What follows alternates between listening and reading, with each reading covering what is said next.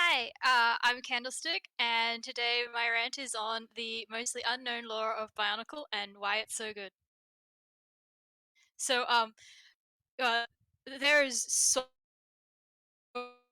much to unpack. Like, it is actually insane how much lore Bionicle has, and like hardly anyone I know even knows that it exists. So, to start off, what are Bionicles? Bionicles was a toy line, the year 2000 to 2010, that was a original toy brand that they released, that they created specifically for marketing toys that had like story attached to it. That's where the name Bionicle comes from. It's a combination of bionic and chronicle, so like biomechanical beings with actual lore. So yeah, that's what Bionicles are. I tend to find a lot of people from who were kids in the year 2000s probably have seen or have owned their own Bionicles, but like hardly any of them actually knew that there was any sort of like lore attached to it, other than oh, hey, I saw a random Bionicle movie once. So, yeah, but it actually had a lot of stuff that was released around it in a lot of different genre types. There were books that were released, the movies, like I mentioned, which is probably the most well known ones. There were also comics and online games and story serials towards the end of the lifespan of it. Most of the lore is found in the books, but you can get bits and pieces from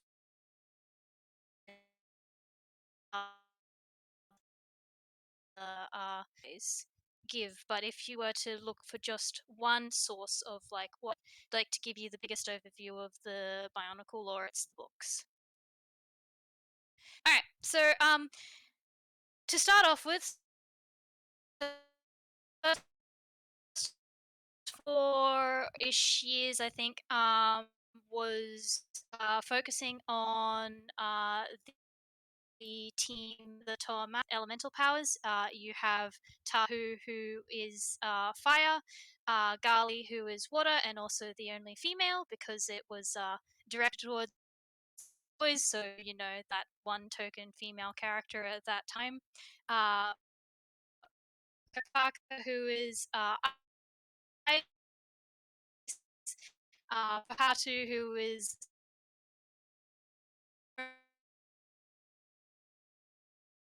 Lua, who is air, and Honor, who is earth. Question it. Just like Bionicle has so many. Um, oh, my internet's dropping out slightly. Come on, come back. All right, that should help. Um, is that any better? I was gonna ask you if you wanted to give me the slide presentation and I can scroll through it, well, so that way you don't have to stream, and that way you can just talk. I can stream it myself. You can just watch. Yeah. No, I think. Sorry, it's the room of the house I'm in. The internet drops out sometimes, so. Okay. Uh, if you want to start from this slide again, just because I couldn't hear most of it. Um, All right. Yep. Okay, I can do that. all right. Just. Um. Yep. Sorry about that. So most of the stories center around a team of Toa who are made up of six characters, each with different elemental affinities.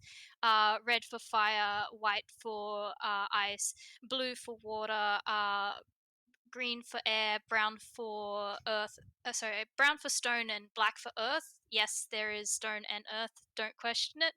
Um, all of the all of them are male except for the water toa or Matoran because they're the token females, but because it was a directed at boys toy line. But other than that, like they're all actually really good characters, and like none of the female characters fall into that sort of token female role in the group, so they're all really kick-ass and like great, and I mean that. Like Gali can kick the entirety of the rest of her team's ass, hands down, no questions asked.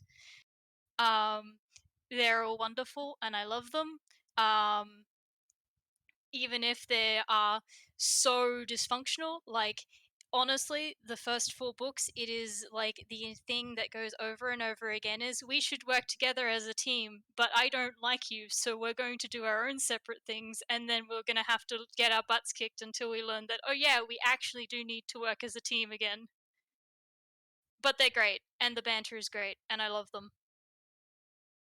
Oh yeah. Also, fusion is a thing in Bionicle, which is awesome, and I love it, and I'm really glad that it exists because fusion is great. So yeah, the first 4 years of Bionicle focuses on it's called the Bionicle Chronicles, and that focuses on the team Toa Mata, who live on a like them and the Matoran, which are the beings that they protect, live on an island, which is like it's really it takes a lot from like Bionicle takes a lot from Mahri culture with various degrees of success.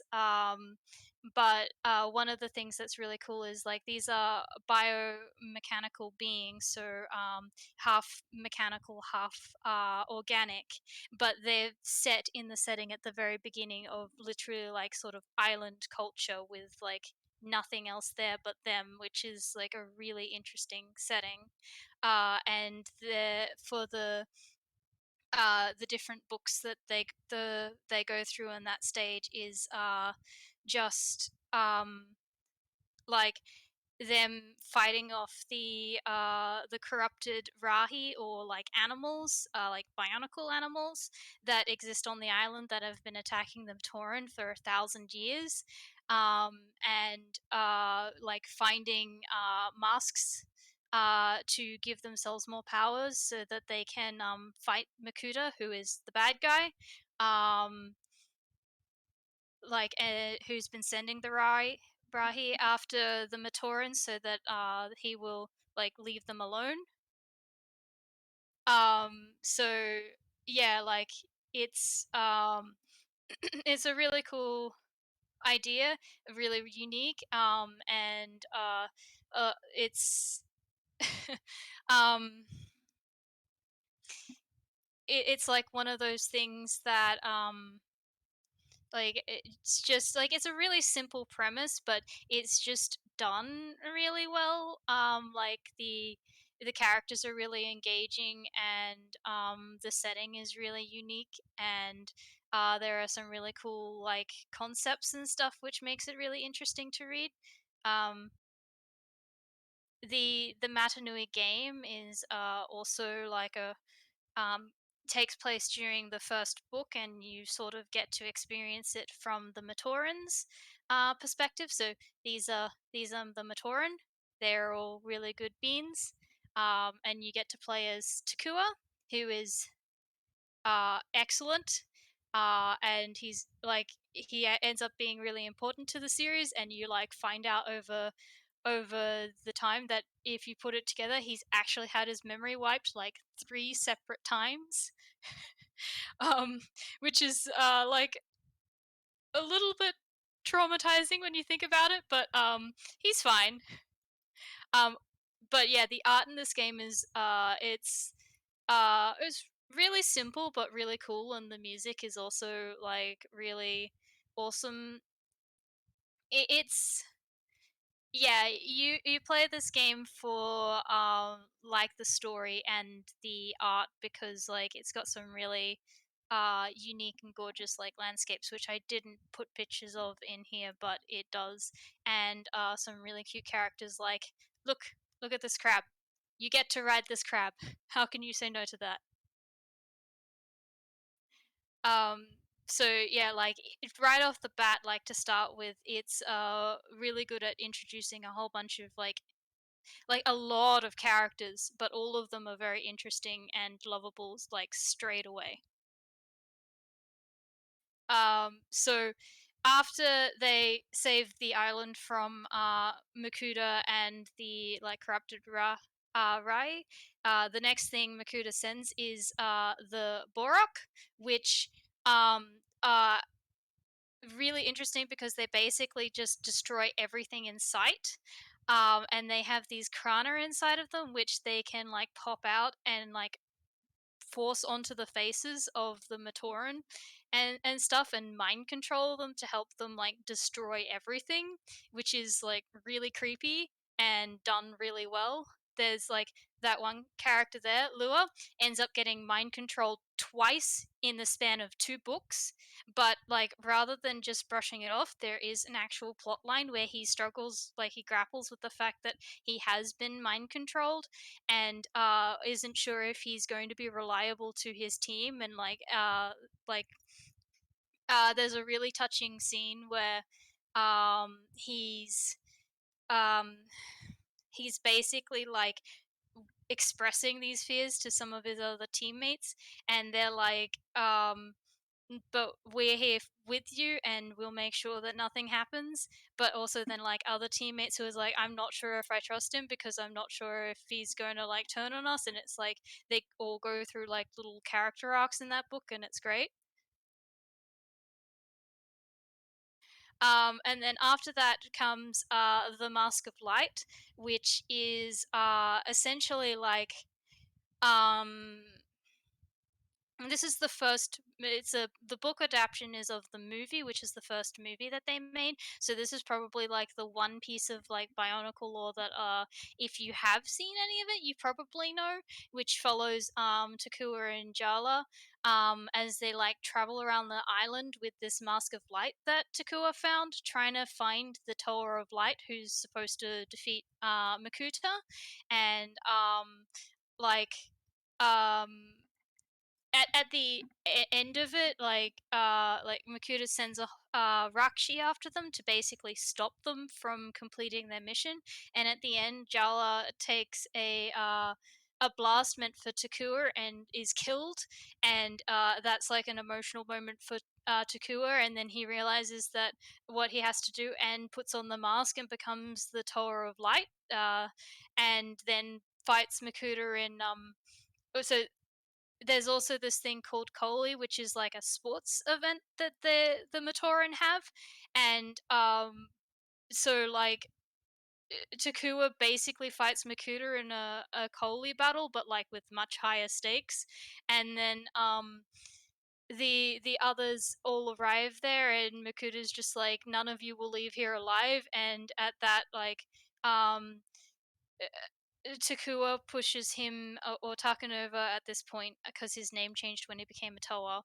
Um, Pushes the two of them into like this pool of protodermis, which is has the ability to change people's shapes, and when they come out, they're like fused together, and so like Makuta and well, it's Makuta Nova opens a doorway in the in this like underground lair, which then leads to the city of Metro Nui, which has been underneath their island this entire time and was where they lived before they came to the island. And no one knew this because they'd all lost their memories when they first arrived on the island. Yeah, and then he brings Jala back to life, and then the door crushes the two of them, but Takanova survives. And yeah, so they all like because during this movie, like their entire home, like all of their homes were destroyed, so they actually have to like go back to where they came from, which was this city that none of them knew about for thousands of years. And after that, the next it moves on to the next like Bionicle series, which I think is called Bionicle Adventures, and it follows the Toa Metro team, who are even more dysfunctional of a team than the Toa Mata were, which is really incredible to think of because the Toa Mata, or the Toa Nova as they became later on, was incredibly dysfunctional, but somehow this team is even worse. But they're also all great because there is like so much sass that is thrown around and insults thrown around at each other. Like all of these characters are like really really smart. um uh you've got like a historian, an astronomer, an engineer, and then the other two, the a teacher, and then the other two, they're like, even though their jobs don't like really show how smart they are, like they're the strategists.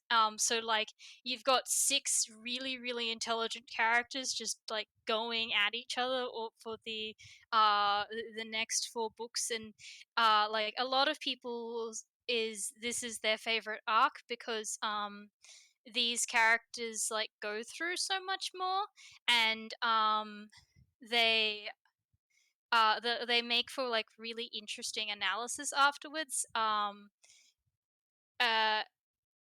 and like they're the only Toa team to actually like disrupt Makuta's plans, who's has like, I think one of the quotes in his book is, I have plans within plans, so that even when my plans fail, I still like I am prepared for that, or something like that.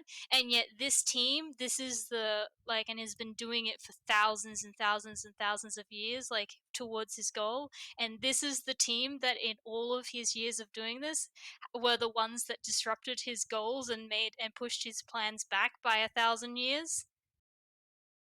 Which, that's it's really great. That so they're such an interesting team.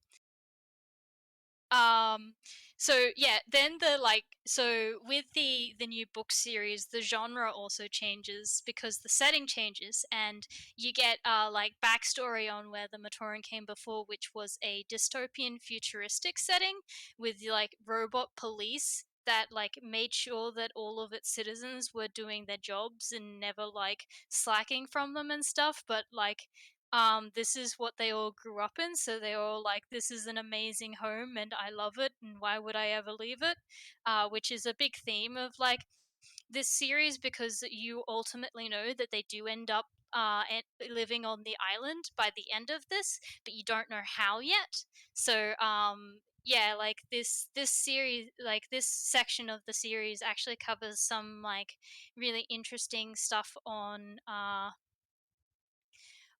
like thoughts of moving away from what you know, and knowing, like wondering if like the things that you have, whether they're actually good for you or not, and the choices you make and how they can impact others and stuff, which is again like a big reason why this is a lot of people's like favorite section of the like Bionicle series.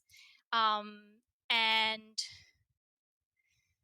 yeah, anyway, so basically what happens is that you have Toa Likan, who is like this really great well-known hero in the Matoran city.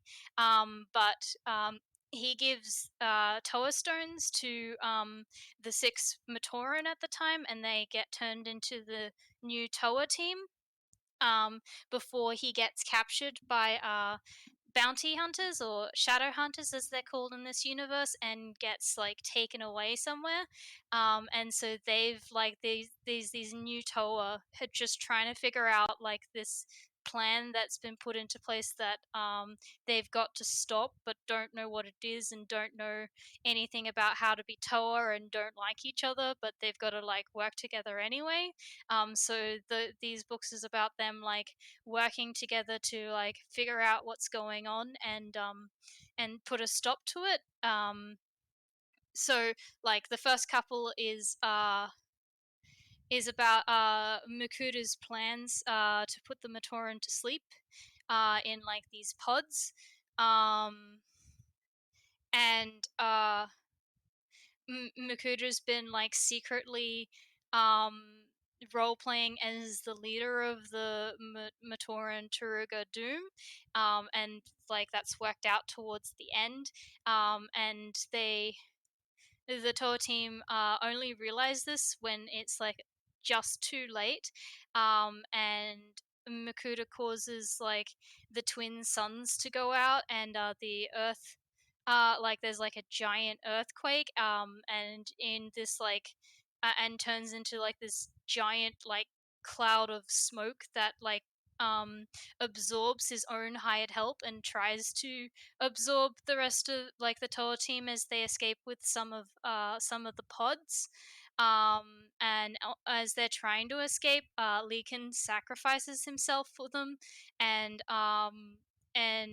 they're able to seal Makuta uh, for a little while they like escape out of the city, which then leads them to finding their way to Matanui, the island, um, before going back to try and rescue the rest of the Matoran that are there.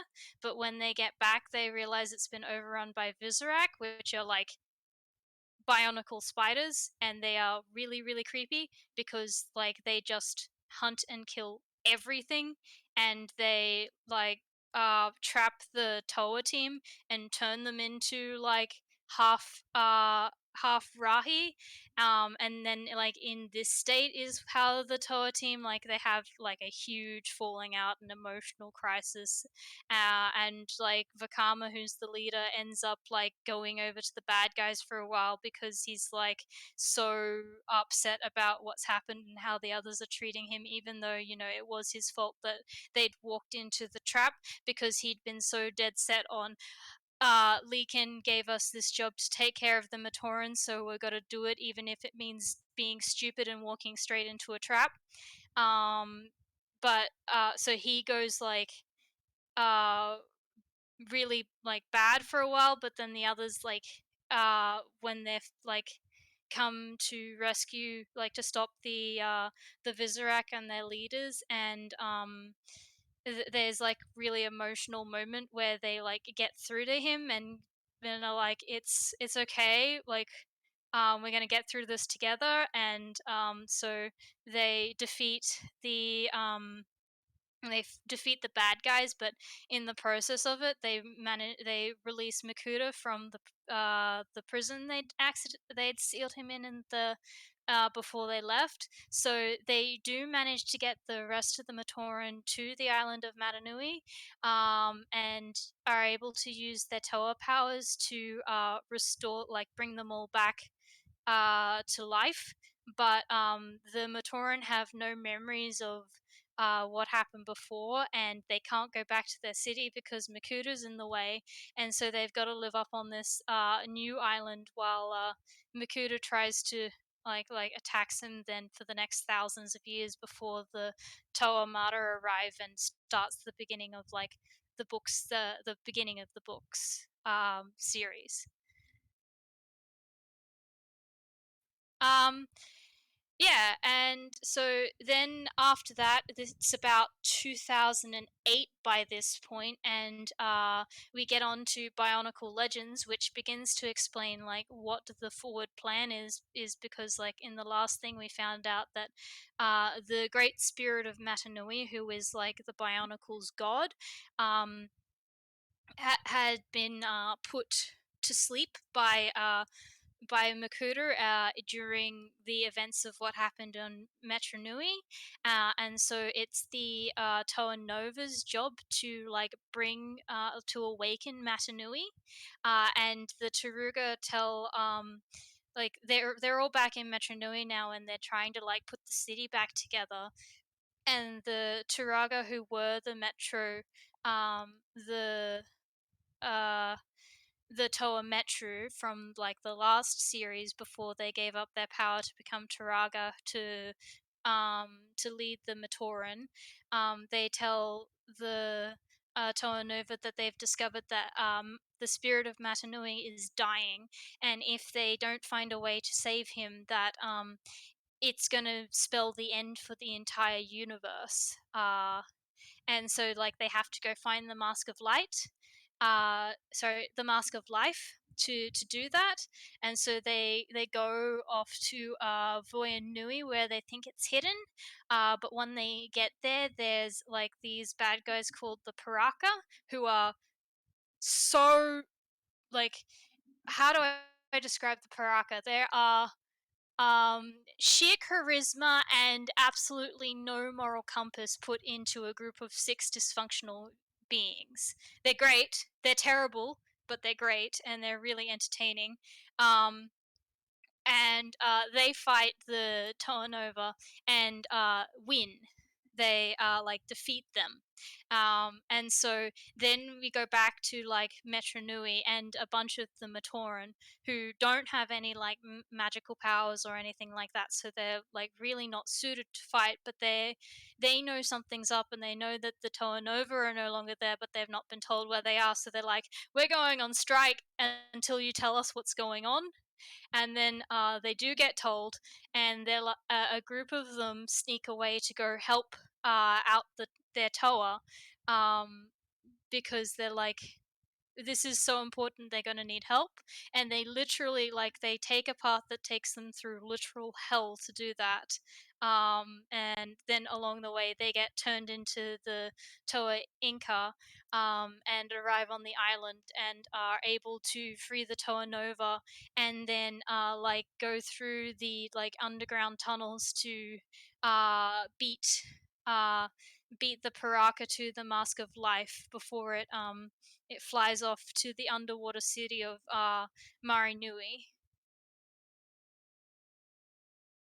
So this is the Toa Inka, um, and they are the actually sort of functional team uh, that's been introduced in this entire series of going on for 8 years now, and they are all like really really good like and soft beings, and they're like thrown into like the darkest situation on a mission that pretty much everyone believes is a suicide mission, and they also believe that they're on a suicide mission, but they're also really wholesome and like good people who just want to help.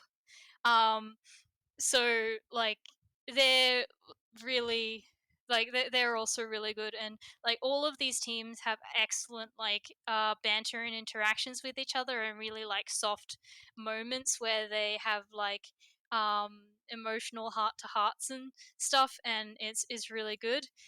So yeah, like this team, they end up, on this like island where nothing grows, and then like chasing after this Mask of Life, which has like really foreboding like lore around it. Like I think there's the saying that anyone who touches the Mask of Life who isn't meant to is cursed forever. Um, and but they're still doing this because their like great spirit is dying, and they have to, because if they don't, the entire universe is going to die. And so yeah, they're like in this.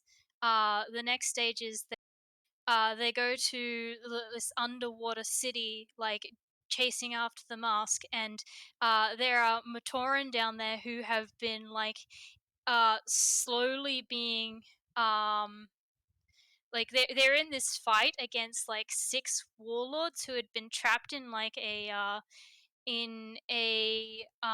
like immortal prison that was like hidden under the water, that got broken in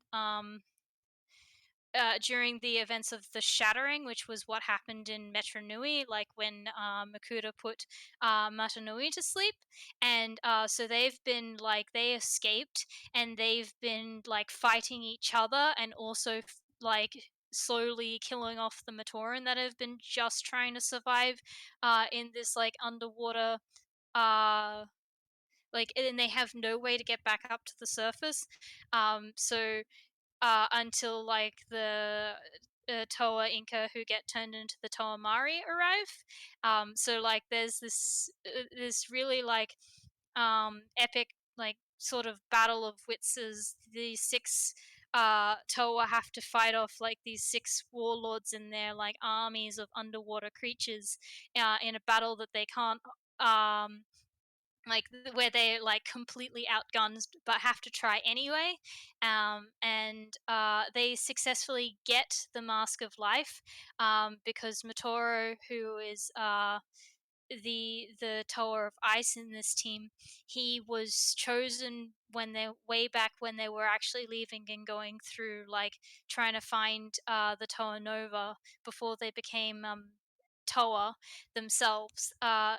It was chosen by the Mask of Life to be the one to wield it, and so like Motoro goes ahead with the Mask of Life to Kara Nui, where it he uses it to bring Mara Nui. Well, because Maranui is dying, so he uses it to bring Maranui back to life. But as a result of using the Mask of Life, he sacrifices himself in the process and sends his friends back to Maranui, who, they let him go ahead and they stayed behind to keep off these six warlords and these armies. And they're like, yeah, we all know this is like we're all going to die here, but that's not the point. We're just trying to hold them off long enough for you to like get a head start and do what needs to be done. And so like one of them decides to go Nova, which is pulling all of his elemental power into himself and then unleashing like an insane blast to take out everything around him. But then they're like teleported back to Metronui, um, by Matoro as he like brings Matanui back to life, and and is like, I want my friends to be safe. But in the process also sacrifices himself, and it's a really emotional uh and sad scene as they realize what has happened, and then they've like back in the city and they've got to tell the others like what happened to him. It's like one of the most like emotional deaths in the entire series. um yeah. So then after that, we go back to the Toa Nova, who have, because after they were freed, they're like, they get contacted by this mysterious group as the Order, called the Order of Matanui, to say that their job is to like bring, like to awaken Matanui, and they've got to leave the like saving Matanui's life, and the Mask of Life stuff to the other Toa team, while they go do like a bunch of tasks in order to do this, including like they've got to set the Borok free to wipe out their home of the island that they all lived on before. And again, it's like a really emotional scene because they're like, I don't know why we're doing this, but and that was our home, but this is what we need to do. And it's like there's like a lot of um like yeah, it's like some of the members are like, but that was our home, and others are like, but we have to do this because otherwise, this is the great spirit, otherwise what's going to happen to us and everyone we care about. So yeah, they do that along with a bunch of other tasks, and then they end up in Karanui, where it's again like a fight between these Makuta, who are apparently, you find out at this stage that it's a group of like bad guys where the Makuta we've known up until this point is like the leader of that group, and on his orders they've been like turning a bunch of the Matoran in this place, who are like Av Matoran or Matoran of Light, into Shadow Matoran, and are like trying to get to the others. And this is where the Toa Nova like end up getting teleported into the middle of this like battle, and are able to like um rescue the last remaining ones, and get them away before they go searching for the pieces of the Kata Nui stone, which will like take them to um the place where they can awaken Matanui. Um and they managed to pull it off.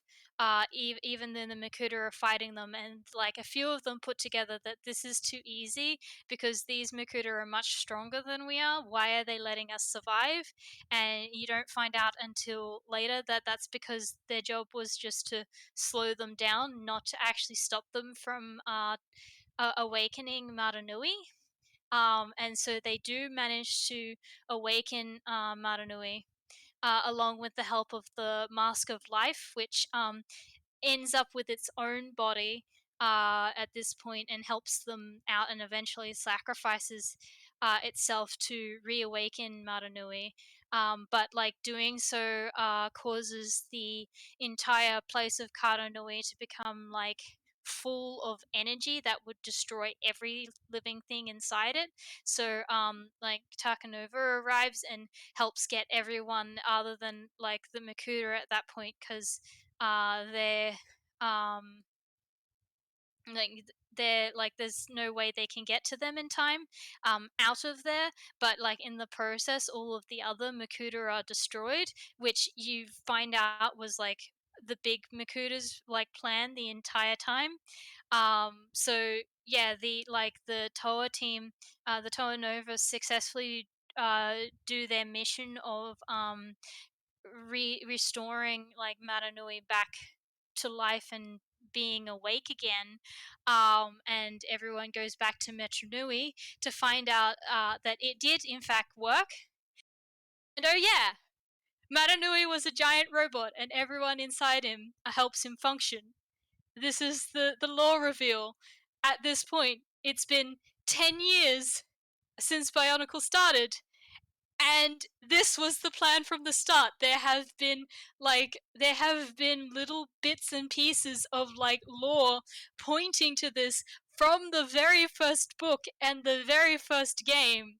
So this was all planned out from the start, and it's like this mind-blowing reveal. And then oh yeah, Makuta is also now the one in charge rather than Maranui, because that was his big plan the entire time, was to take over Maranui's place. And he has just done so and kicks out Maranui into space in the Mask of Life. Um, After this, everything sort of gets a little bit like uh hazy, because at this point Bionicle was in its like it wasn't going to be around for much longer. So I think a lot of the people were rushing out a bunch of stuff to make sure that there was at least like a somewhat satisfying end to the end, to the conclusion for the fans and stuff. So you have like one side of things where you have guerrilla warfare going inside the body of Matanui that Makuta's taken over. So they're literally fighting against their own universe and basically a god. There's While on the other side of things, you follow Matanui, who ends up on Barra Magna, which is home of the Agorian Gladiatorian, which is basically like a Mad Max style. So another genre shift. It's a Mad Max style place where there's like very little resources, and the people are fighting against each other, and the tribes are fighting against each other, and everyone's really jaded and stuff like that. And Matanui is just like, no, we need to work together, like the Toa that I watched while I was sleeping, sort of thing. And he's like, I'm going to help you because I need your help to get back to my people and take care of them, because I can't leave Makuta in charge. And so he does help them out from like the bone scacti, who are attacking all of the cities, and then a couple of the gladiatorian help him uh like try and discover a way back to his body. And while they're there, they find out that this was actually where Maranui came from, where he was built by the great beings. And because they accidentally um, broke apart the planet into one planet and two moons, and built Maranui to try and put them back together. Um, so they find out that, and then Maranui finds a prototype body and manages to merge with it. But Makuta also tracks down Maranui from doing this, and so he goes to fight him. So there's like this giant two one-on-one giant robot battle, while everyone, like a whole bunch of the people from inside the Maranui's body, like they exit through like the foot and out onto Barra Magna, and all start like fighting each other, and then like the people on Barra Magna also join in because they see that these people are like fighting for their survival.